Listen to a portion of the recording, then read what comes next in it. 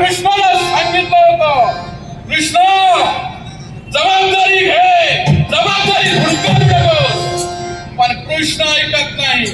उठला सुटला भक्तांना दर्शन. आज ह्या भक्ताला पुन्हा त्या भक्तीला एवढाच त्याला जमता. पण आजच्या दिनी या माझ्या भरलेल्या पुत्रावासियांना रामाला आदेश देतोय, जर का कृष्ण दरबार असेल तर त्याच्याशी कुणी बोलायचं नाही, बोलायचं नाही. अपेक्षा नजर देखील करायचं नाही.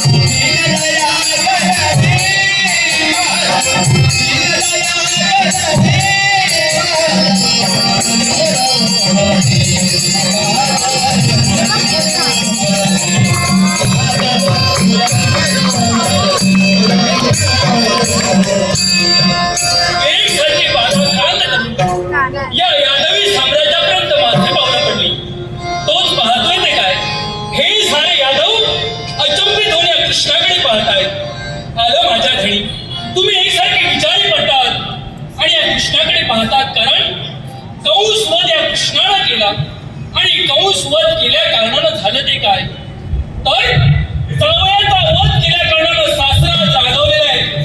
आणि त्या जरासंधानं एक नव्हे दोन नव्हे तर 17 वेळा स्वारी या मथुरेवर केली. आणि म्हणून ही मथुरेची जनता एकसारखी ढवळ केलेली आहे आणि म्हणून एकसारखी विचारी करतात. पण चिंता करू नका, हा विश्वाचा देव तुमच्यापर्यंत आहे. तुम्हाला मंगलत्रेचा आशीर्वाद देऊन तुमच्या इच्छा पूर्ण करणार आहे आणि तुमच्यावर आलेलं संकट मी दूर करणारच करणार आहे. पण प्रथम नित्य नियमाचे या गोपाळ कृष्णाचं कर्तव्य कोणतं असेल तर दादांचा मंगल शास्त्रेचा आशीर्वाद घ्यावा, हेच कर्तव्य केलं. अहो दादा, काय म्हणावं तरी दादांचं निरीक्षण केलं असेल तर दादा रागाने फुगून बसलेले आहेत. आणि म्हणून ज्येष्ठ बंधू हा पितृ देवते समान असतो. दोन बंधू एकत्र असल्या कारणानं जगावर हे मी माझ्या 7व्या अवतारात तुम्हाला दाखवलेलंच आहे. म्हणून दादा जर रागवले असतील दादांचा राग दूर करणं हे कृष्णाचं काम. हो दादा एकही शब्द माझ्याशी बोलणार नाही असा दादाने ठाम निश्चय केलेला आहे. पण दादांचा मंगल आशीर्वाद घेणं या कृष्णाचं दादा तुम्ही जर आशीर्वाद देत असाल तुमच्याकडे अभयदान मागण्याचं कर्तव्य कृष्णाचं आहे. या म्हणतोय या तुमच्या बंधूला अभयदान द्या, अभयदान द्या, अभयदान